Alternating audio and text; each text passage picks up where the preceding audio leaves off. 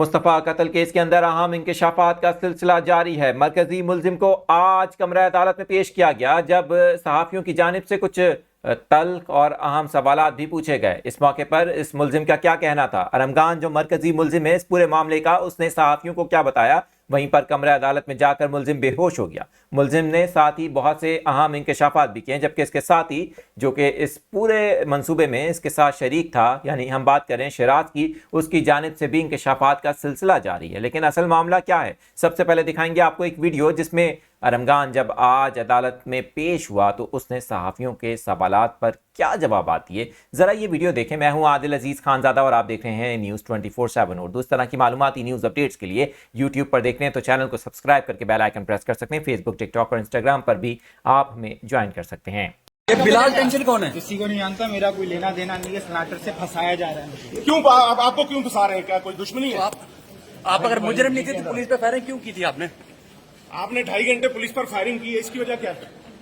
मेरे घर पे डकैती मार रहे थे वो। ये पुलिस वाले डकैती मार रहे थे। इतना जदीद अंदाज हमारे पास कहां से आया? थोड़ा देखिएगा, जगह देखिएगा। तो असला पुलिस ने आप पे तशद्दुद किया। तो असला सारा गैर कानूनी कहाँ से लाए थे आप?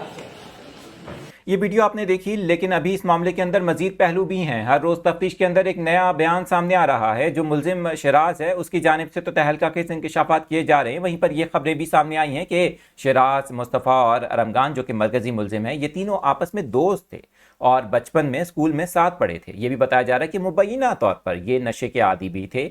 वहीं पर इससे पहले 3 रोज़ कबल ये खबरें सामने आई थी कि इस मामले के अंदर एक लड़की भी मुलविस है, जिसके कहने पर मुबैना तौर पर यह कत्ल करवाया गया।